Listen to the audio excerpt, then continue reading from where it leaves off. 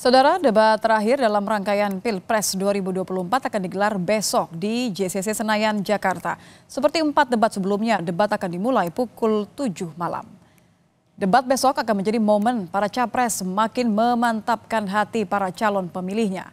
Dan di debat kelima nanti, Ketua KPU menyebut tidak ada perubahan format, namun ada penambahan durasi pada closing statement peserta debat.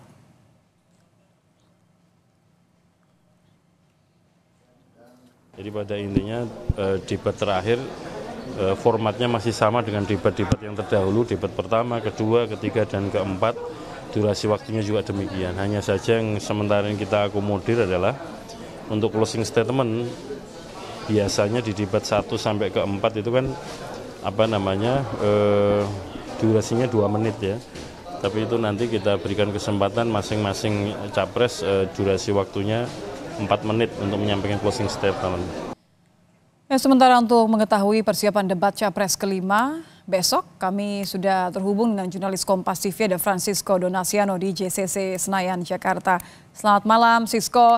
Bagaimana persiapan KPU menjelang debat Capres? Ini adalah debat terakhir besok. Baik, tentunya terus dikejar untuk persiapannya khususnya dalam segi teknisnya. Kalau kami pantau ini Nitya dan juga saudara di JCC Senayan. Terlihat di belakang kami untuk dari pihak penyelenggara ini juga berkoordinasi oleh pihak kepolisian dan juga untuk mempersiapkan sejumlah hal untuk dalam tahap finalisasi nantinya. Nah, di lokasi tempat kami melaporkan di belakang nanti merupakan tempat nanti turunnya para paslon 01, 02 dan juga 03 dan juga nanti akan disediakan red carpet dan juga nantinya bagi wartawan bisa kemudian meliput kedatangan di lokasi tempat kami melaporkan. Tentunya kalau kita melihat dalam segi kemudian format debat sendiri dibandingkan dengan 4 debat sebelumnya ini tidak mengalami perubahan yang cukup signifikan. Memang Nitya dan juga saudara ada 6 segmen terbagi nantinya akan memakan waktu setidaknya 120 menit. Itu pun juga belum termasuk dengan jeda iklan seperti itu. Tetapi yang menjadi perbedaan adalah nantinya adalah waktu pemaparan dari statement closing atau maksud kami adalah closing statement seperti itu dari masing-masing paslon di debat kelima yang bisa dikatakan ini menjadi debat pamungkas. Kenapa bisa kami katakan seperti itu sebenarnya Nitya dan juga saudara?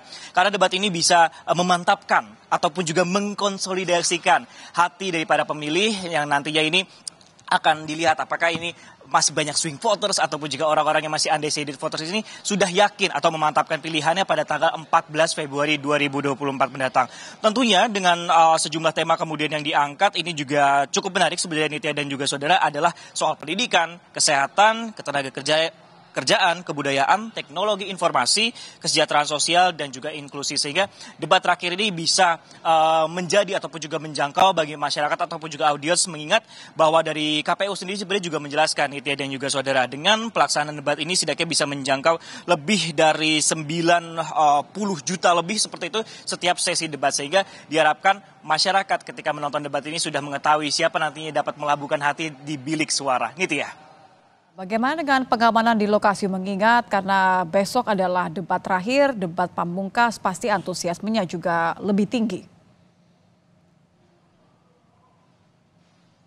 Ya, tentunya kalau kita lihat untuk pengamanan sendiri dari pihak penyelenggara acara ataupun juga ditugaskan oleh KPU seperti itu beserta tadi kami lihat juga ada pihak kepolisian ini terus bekerja sama dan juga berkonsolidasi. Nah, rencananya pada esok hari ini Nitya dan juga saudara akan dilakukan pengamanan dari pihak Polda Metro Jaya dan juga Polres Metro Jakarta Pusat sejak akan menerjunkan 2.200 lebih tim seperti itu yang akan bekerja sama untuk memantau ataupun juga menjaga jalannya acara atau sehingga juga kondusif. Nah, kalau untuk masalah penonton sendiri memang yang bisa kami katakan antusiasme pasti juga cukup besar, namun dari pihak KPU sendiri sama seperti debat-debat sebelumnya, hanya 75 orang supporter ataupun juga pendukung yang bisa masuk ke dalam area debat ini sehingga nantinya kita lihat ataupun juga kami bisa gambarkan update-nya besok hari seperti itu apakah antusiasme ini akan ramai seperti debat-debat sebelumnya. Kalau yang dilakukan di KPU itu juga cukup ramai sampai menyebabkan arus lalu lintas cukup padat seperti itu.